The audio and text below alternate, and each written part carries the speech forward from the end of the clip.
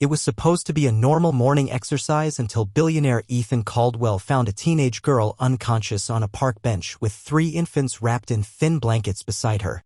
He rushed them to his mansion. But when the teenage girl woke up, her heartbreaking story left him speechless. Welcome to Chetnal's Graceful Narratives.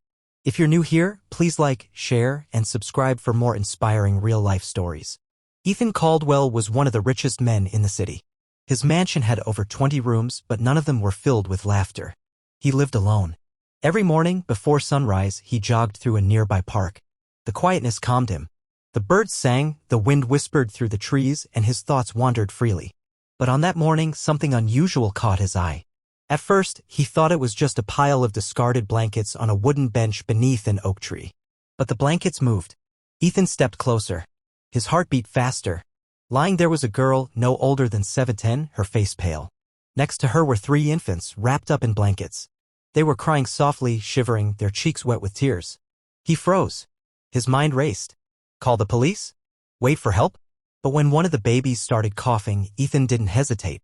He gently picked up the babies, then lifted the teenaged girl into his arms. She was light, far too light. Without thinking further, he hurried back to his car, ignoring the stares from passers-by who were stunned to see the wealthy tycoon carrying a homeless girl and 3 infants. He placed them carefully in the back seat and sped toward his mansion. Something deep inside told him this encounter wasn't by chance. It was destiny. At the mansion, his longtime housekeeper, Miriam, was startled. "Sir, what happened? Who are they?"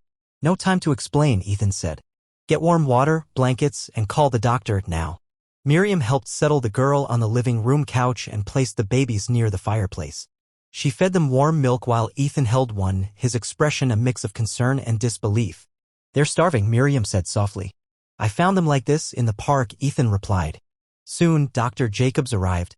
After an examination, he confirmed the worst: dehydration, fever, and malnutrition. But they were alive.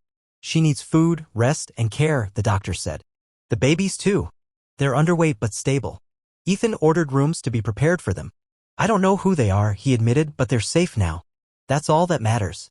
The sun was already high when Leona opened her eyes. Disoriented, she sat up quickly. "The babies," she gasped, stumbling out of bed. She found them nearby, clean, warm, and peacefully asleep in a crib. Tears streamed down her face. Just then, Ethan entered. "You're safe here," he said gently. Leona backed away, holding the babies protectively. "Please, don't take them. We didn't steal. We were just tired." "I'm not accusing you," Ethan replied. "I found you unconscious. The babies were crying. I brought you here to help." Her name was Leona. The babies, Leah, Kai, and Nico, were her younger siblings. Their mother, Kate, died giving birth. Her stepfather disappeared. She tried to stay in school but couldn't manage both education and caring for infants. They lost their home and ended up on the streets. The billionaire, Ethan, listened quietly as Leona shared her story. She wasn't just surviving. She was fighting for the lives of her siblings. The next day, Ethan searched old records at one of his closed factories. He found her mother's name, Kate Edwards. She had once worked for his company. Then he found the photo. Then the memory hit him like a wave. Years ago, during a company picnic, his young daughter, Isla, had fallen into a pool. No one noticed except Kate. She jumped into the pool and saved Isla's life. Now, her daughter had landed on Ethan's doorstep. "You saved my child," he whispered to the photo. "Now it's my turn to save yours." That night, the billionaire told Leona the truth.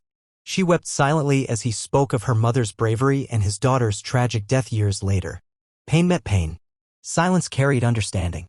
"You're not a stranger," he told her. "You're the daughter of the woman who gave me more time with mine. Let me help you now." Leona hesitated but eventually nodded. "I'll try." With Ethan's help and Miriam's support, Leona began rebuilding her life. She started taking online classes while the babies thrived under careful care. Slowly, the mansion turned into a home. She still doubted herself some days, but hope began to bloom like a fragile flower after the storm.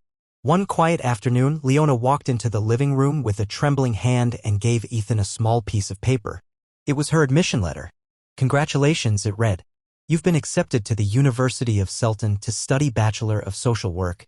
Ethan stood up, eyes shining. "You did it." Leona smiled through tears. "Yes, we all did." As the sun set over the mansion garden, Ethan sat with Leona and the 3 babies on a picnic blanket. Laughter filled the air as Leah tried to toddle across the grass. Miriam watched from the kitchen window, her eyes misty with joy. This wasn't the life Ethan expected, but it was the one that saved him too. Sometimes, the people we're meant to help are the ones who end up healing us. Thank you very much for watching. Please like, share, and subscribe for more stories of grace and hope. Remember, kindness matters. See you in the next video.